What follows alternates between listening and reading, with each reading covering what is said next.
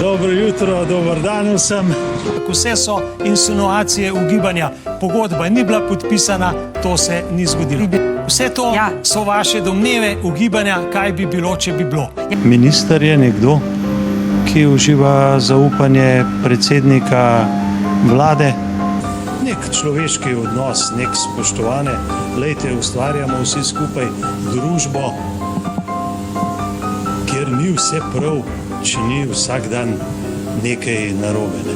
V tej državi ustvarjamo klimo, da ni vse prav, če ni vsak dan nekaj narobe. Če ni afere, jo pa potenciramo in si zmislimo. V tej državi preprosto ni vse prav, če ni vsak dan nekaj narobe.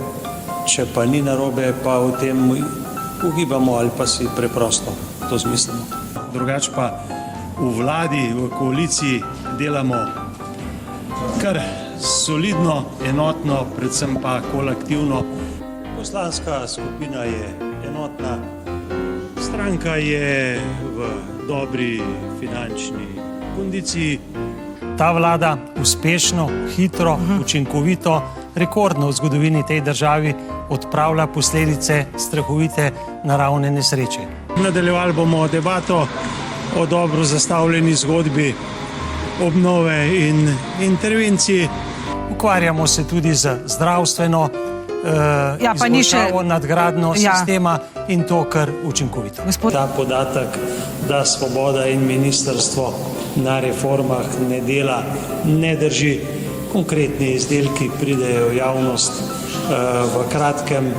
Kdaj so si pogovori tekli med dvema odraslima in zrelima osebama? Danes dopoldne smo se seznanili z informacijo, da bo kot kandidatka za zdravstveno ministrico predlagana profesor dr. Valentina Prevolnik Rupel. Vsakdo, ki podpira neko idejo svobode, je pomemben, potreben in pa dragocen.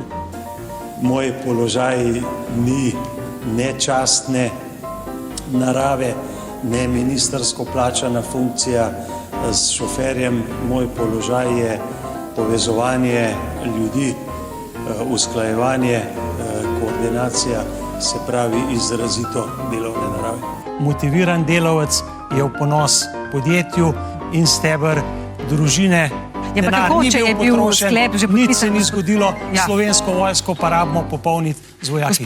Dobivamo ministra za obrambo lika in dela Roberta Goloba. Ja, je ekspert za obrambo definitivno, ko gre za obrambo vlade in premijeja. Pretehtalo naj bi znanje angleščine. Župan Tržiča pravi zase, da ima nekaj izkušenj na področju zaščite in reševanja, to je govoril tudi Marjan Šarec. Po kompetencah nismo šli daleč. Komika je zamenjal šolani veterinar, pa tudi res, če Borut Sajovic pravi, da je prostovoljni gasilec, tudi na ta mors silom prilike prihaja kot neke vrste gasilec. Ni daleč od Marjana Šarca. Sam pravi zase, da je skromen in ponižen. To so zdaj očitno iskane kompetence v slovenski politiki in v vladi. Mislim pa, da je še ena krilatica zdaj dobila domovinsko pravico in sicer namesto plitkega kadrovskega bazena, kar ga nedvomno imajo, pravijo, da ne iščejo več strokovnjakov, zdaj iščejo politike.